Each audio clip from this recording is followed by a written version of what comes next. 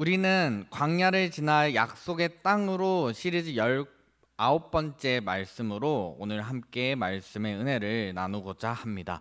민수기 32장 내용을 가지고 교회 안 거르기라는 제목으로 함께 은혜를 나누고자 합니다. 여기 계신 모든 성도님들께서는 한 번쯤 다 코로나 시기를 겪어보셨을 겁니다. 그 코로나 시기에서 우리가 가장 많이 들어봤던 말 중에 하나가 거리두기라는 말입니다. 거리두기는 우리가 서로가 싫어서 거리를 둔 것이 아니라 서로를 지키기 위해, 서로를 보호하기 위해 실시했던 정책입니다. 취지는 분명히 선했습니다. 실제로 감염 확산도 막는 데 효과가 있었습니다. 그러나 시간이 지나면서 우리는 또 다른 한 가지의 현실을 마주하게 됩니다. 바로 코로나 블루라는 신조어가 생겨난 것입니다. 코로나 블루는 코로나와 우울감이 합쳐진 단어로 코로나19의 확산이 일상 가운데 큰 변화를 주자 오히려 우울감과 무기력이 늘어 결국에는 그것들이 사람들에게 영향을 미쳤다라는 겁니다. 관계가 느슨해지고 거리두기로 인해 만남이 줄어들고 공동체보다는 개인이 우선시되면서 사람들은 점점 고립되어 가고 무기력해져 갔다라는 겁니다.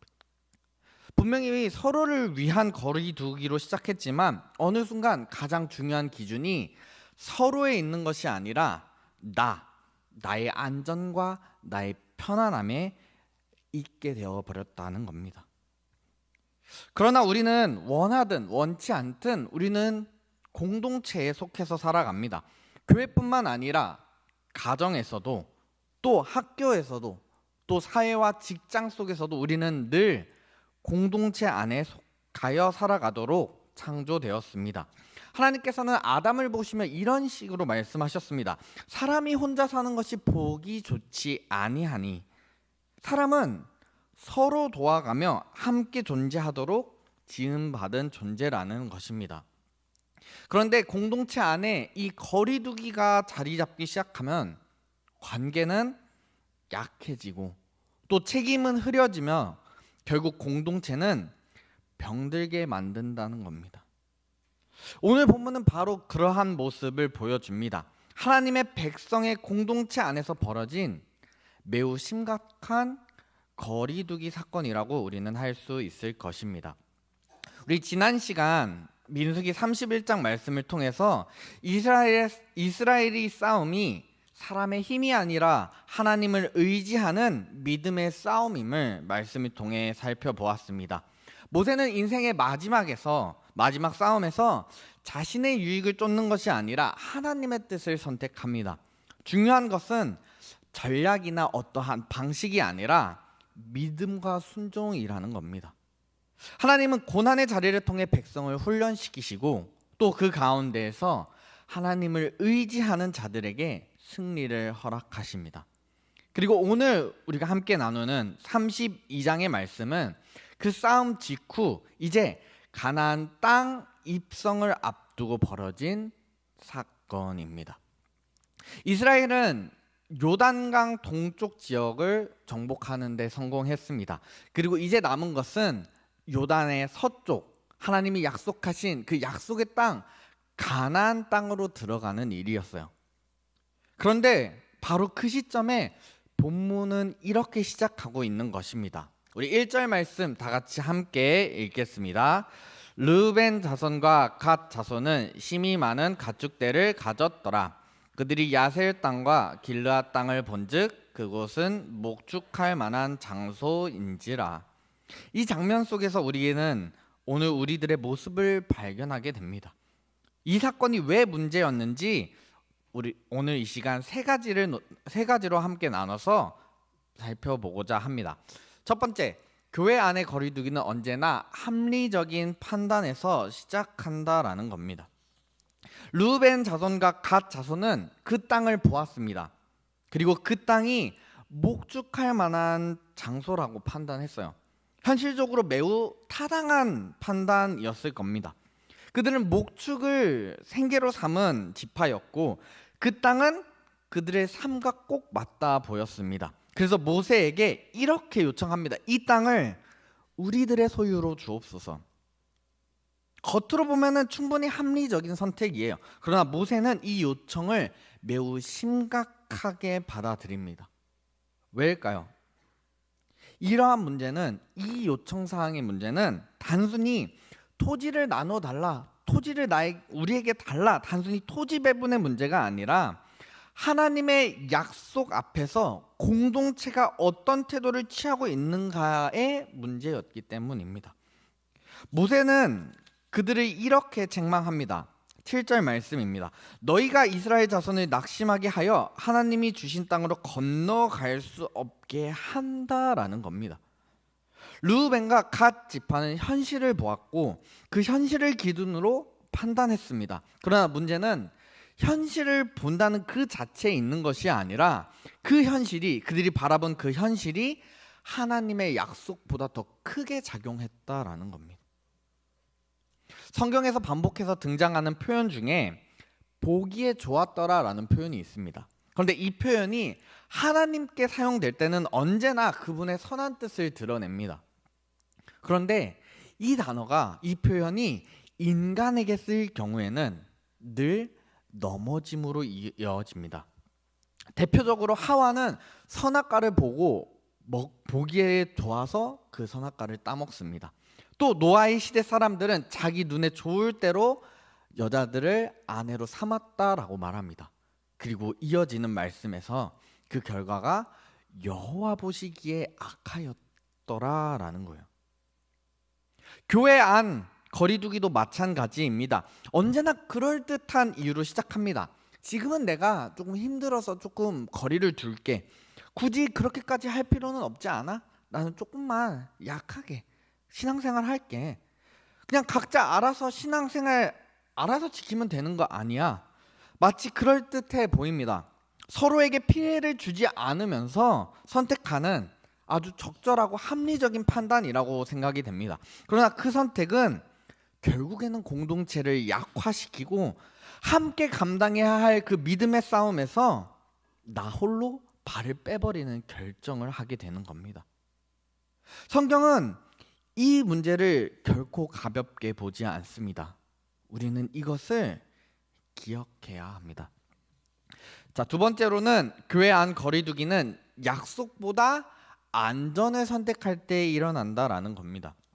모세는 가나안 땅을 이렇게 부르고 있습니다. 7절 말씀입니다. 여호와께서 그들에게 주신 땅이라고 말하고 있어요. 아직 들어가지도 않았는데 왜 주신 땅이라고 말하고 있을까요? 하나님의 약속은 이미 이루어진 것처럼 확실하기 때문에, 신실하신 하나님의 약속은 반드시 변함없이 이루어진다라는 겁니다. 그런데 본문은 이어서 르우벤과 갓 자손을 지적하며 너희는 왜 건너갈 수 없게 하려 하느냐라는 질문을 던집니다. 분명히 주셨다고 말합니다. 주신 땅, 그런데 건너갈 수 없다. 마치 약속이 이루어지지 않을 수 있다라고 말하는 것처럼 들립니다. 그러나 이 말은 약속이 취소된다라는 뜻이 아니라 신실하신 하나님께서는 약속을 반드시 지키십니다. 그러나 약속을 신뢰하지 않은 그들의 불신앙이 결국에는 그 공동체 전체를 낙심하게 만들어 그 약속을, 하나님의 약속을 그들로 하여금 누릴 수 없게 만들 수 있다라는 경고의 메시지라는 겁니다. 그러면서 가져온 이야기가 민수기 13장 14장에 나오는 정탐꾼 사건입니다.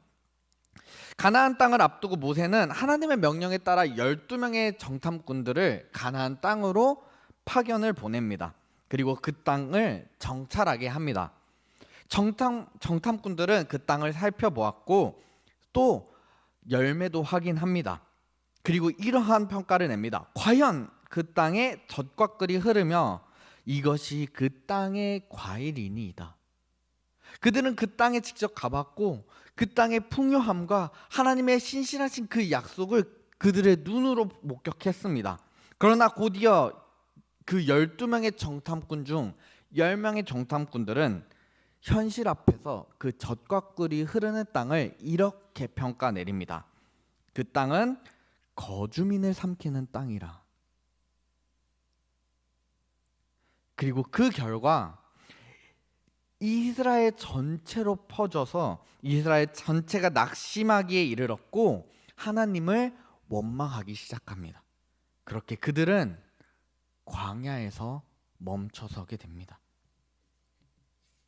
르우벤과 갓 지파의 선택이 심각한 이유가 바로 여기에 있는 거예요.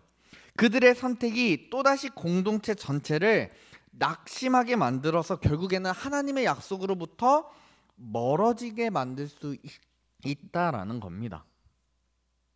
여러분, 신앙은 결코 개인만의 문제가 아닙니다. 한 사람의 불신앙은 공동체 전체에 분명한 영향을 미친다는 사실을 우리는 기억해야 합니다. 나는 이 정도면 충분해. 나는 조용히 신앙생활 할 거야. 그러나 그 옆에 성도는 그 모습을 보면서 이렇게 생각할 수도 있는 거예요. 아, 신앙생활은 딱 저렇게 하는 거구나. 나도 딱 저 정도만 하면 되겠구나.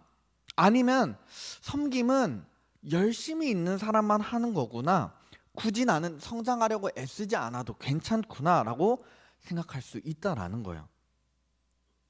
우리의 말과 태도가 의도했든 의도하지 않았든 누군가의 믿음의 기준이 될 수 있다는 거예요. 그리고 누군가의 신앙을 멈춰 세우는 결과를 낳을 수 있다는 사실을 우리는 잊지 말아야 합니다.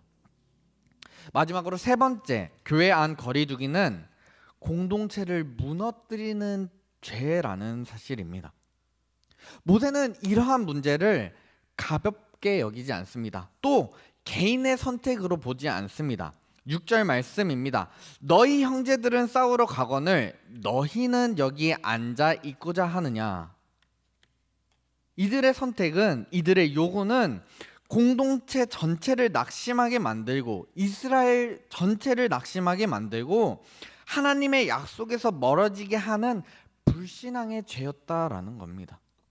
그래서 모세는 마지막 15절에서 이렇게 경고합니다. 우리 15절의 말씀 같이 한 목소리로 읽도록 하겠습니다. 시작.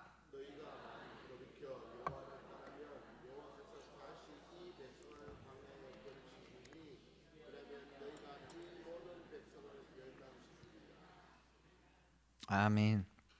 만일 돌이켜 여호와를 떠나면, 이 말은 그런 일이 실제로 일어나겠어? 그러니 너희가 조심하라 정도의 말이 아닙니다.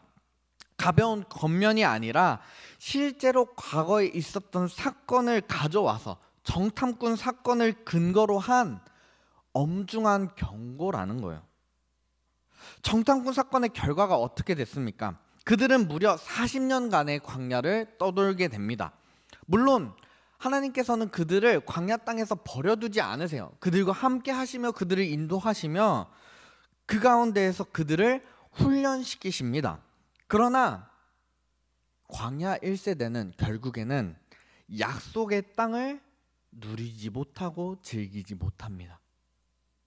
이 모든 시작은 단순한 실수가 아니었다라는 거예요. 10명의 정탐꾼의 불신에서 비롯되었고, 그리고 그러한 불신이 이스라엘 전체의 낙심으로 번져 결국에는 광야 1세대는 약속의 땅에 들어가지 못하게 된 것입니다. 우리는 교회 안에서 벌어지는 그 거리두기를 현실적으로 어쩔 수 없이 벌어지는 일이라고 가볍게 생각해서도 말해서도 안 됩니다. 그것은 공동체를 뿌리째 흔들 수 있는 무서운 죄라는 사실을 우리는 기억할 필요가 있습니다. 예수님은 마태복음 18장 7절에서 이렇게 말씀하십니다. 누구든지 나를 믿는 이 작은 자 중 하나를 실족하게 하면 차라리 연자 맷돌이 그 목에 달려서 깊은 바다에 빠뜨려지는 것이 나으니라. 연자 맷돌은 굉장히 큰 맷돌입니다. 무게가 수십 톤에 달하는 맷돌인데 그걸 목에 매달아서 바다, 갈릴리 호숫가에 던져버리는 거예요. 그 말은 그 바다에 빠지면, 그 호수에 빠지면 더 이상 다시 빠져나올 수 없는 무서운 그러한 심판이라는 것입니다. 우리 솔직히 생각해 봅시다. 우리 살다 보면 때로는 누군가를 실족하게 하는 일이 벌어집니다. 벌어질 수 있죠. 예수님께서도 이어서 이렇게 말씀하십니다. 8절 말씀입니다. 실족하게 하는 일이 없을 수는 없으나, 예수님께서도 말씀하시는 거예요. 그런 일이 있을 수 있다. 살다 보면 누군가를 실족하는 일이 벌어질 수 있다. 의도하든 의도치 않든 우리는 살다 보면 실수를 하죠. 말 한마디로, 태도로 누군가를 낙심케 만들 수 있다라는 겁니다. 누군가에게 상처를 주기도 한다라는 거예요. 그런데도 예수님은 뭐라고 말씀하시냐면, 실족하게 하는 그 사람에게는 화가 있도다라는 거예요. 예수님께서도 이렇게 강하게 말씀하시는 이유가 있어요. 그 실족이 단순히 한 사람에게만 머무는 게 아니라 공동체 전체를, 공동체의 근간을 흔들 수 있기 때문입니다. 내 선택이 누군가를 하나님께 더 가까이 나아가게 할 수도 있지만, 반대로 하나님께로부터 멀어지게 할 수도 있고, 그 공동체를 하나님으로부터 그 약속을 신뢰하지 못하도록 만들 수 있다라는 겁니다. 실족은 단순한 개인의 문제가 아닙니다. 한 사람을 넘어 공동체 전체를 무너뜨릴 수 있는 무서운 죄라는 사실을 우리는 기억할 수 있어야 합니다. 우리는 여기서 이제 우리의 유일한 믿음의 본 되신 예수님을 바라볼 수 있어야 합니다. 교회의 머리 되신 예수님께서는 이 땅에 오셔서 사람들과 거리두기를 하지 않으세요. 오히려 죄인 가운데로 들어가 그들과 함께 하시고 상처 입은 자들을 위로하십니다. 그러나 정작 예수님께서는 우리를 살리시기 위해, 그 죄를 감당하시기 위해 사람들로부터 버림을 받으시고, 무엇보다도 하나님과의 단절을 친히 감당하셨다라는 겁니다. 왜 그러셨을까요?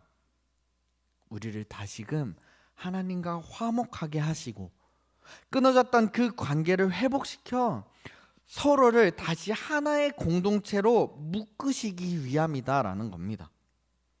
교회가 무너지지 않는 이유가 바로 여기에 있는 거예요. 우리가 서로 잘 붙어 있어서 교회가 유지되고 교회가 무너지지 않는 것이 아니라, 교회 머리 되신 예수님께서 우리들을 붙들고 계시기 때문이라는 겁니다. 그래서 교회는 언제나 그리스도 안에 설 때, 주 안에 있을 때에 무너지지 않을 수 있습니다. 이제 말씀을 맺으려 합니다. 교회 안 거리두기, 교회 안에 있으면서 거리를 두는 모습은 지금 당장은 서로를 위한 선택처럼 보일 수 있습니다. 편해 보일 수 있어요. 현실적으로도 아주 합리적인 선택이라 생각할 수 있습니다. 그러나 작은 실금이 시간이 지나면 균열이 되고, 또 그 균열은 결국에는 깨짐으로 이어지게 됩니다. 하나님의 백성은 실속이나 편함에 따라 사는 사람들이 아닙니다. 약속을 따라 사는 사람들입니다. 하나님은 우리를 각자 따로따로 부르신 것이 아니라 함께 약속의 땅으로 부르셨습니다. 가나안 땅은 천국의 모형입니다. 우리는 그 약속, 천국을 바라보며 사는 믿음의 사람들입니다. 그 가운데서 우리는 이러한 질문을 던질 수 있어야 합니다. 혹시 나는 공동체 안에서 거리두기를 하며 살고 있지는 않은가? 또 나의 말과 선택이 혹 누군가를 낙심하게 만들고 있지는 않은가? 마지막으로, 나는 그 약속의 땅, 천국을 바라보며 끝까지 함께 가고 있는가라는 질문입니다. 교회는 거리두기의 공간이 아닙니다. 십자가를 붙들고 믿음으로 함께 걸어가는 공동체가 바로 교회입니다. 그 하나님의 약속을 붙들고 끝까지 함께 걸어가는 사랑하는 우리 모든 성도님들 되시기를 주님의 이름으로 간절히 축복합니다.